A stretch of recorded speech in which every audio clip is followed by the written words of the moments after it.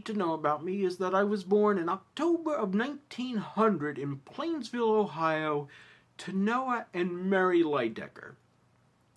She was the local school teacher that taught third grade English, and my father was the local pharmacist, who was much beloved in that community. He was the first man in Ohio to discover that if you mixed saltpeter with brown sugar and sulfur, it created an amazingly effective laxative.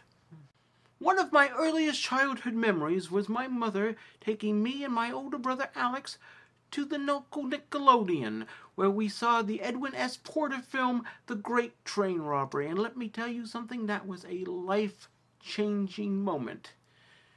When they got to the scene where the robber pointed a gun directly at the screen and then fired, I was so terrified that I crapped my pants right there and then.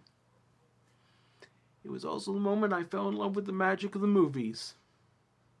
My life changed again in 1915 when my older brother Alex was killed in the Great War in Europe, when he slipped and fell headfirst onto a landmine.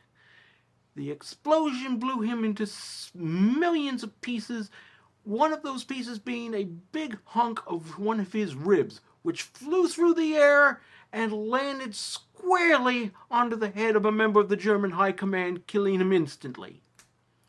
Got the Silver Star for that, posthumously. That was small comfort to my mother, who, upon learning of his death, dropped dead immediately from grief. The fact that they sent part of the rib with the telegram probably didn't help matters either. My father was inconsolable. He sold the house and the pharmacy, and we wound up buying a wagon, and we spent the next couple of years traveling cross-country in our own little medicine show.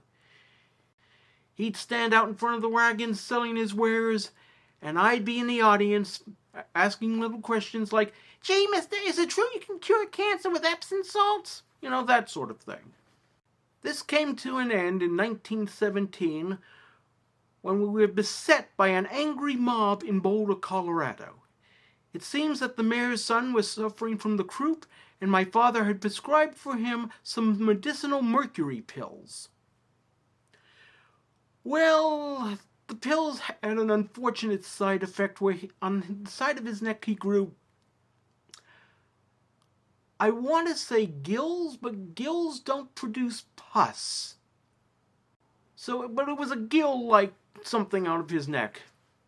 Well, long story short, the mob was about to descend on us, and my father suddenly shoved a $20 gold piece in my hand and said, "Son, make a run for it.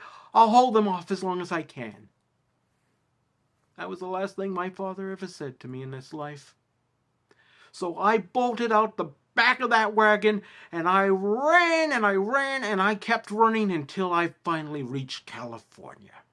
Interesting footnote to that story, the mayor's son recovered, but he still had, the little things on his neck, and he wound up becoming a star attraction at the Ringling Brothers Barnum and Bailey Circus. Wound up marrying a former Miss Wyoming, and retired to Florida a wealthy man. Which only goes to show, when life gives you pus, you make pussinade.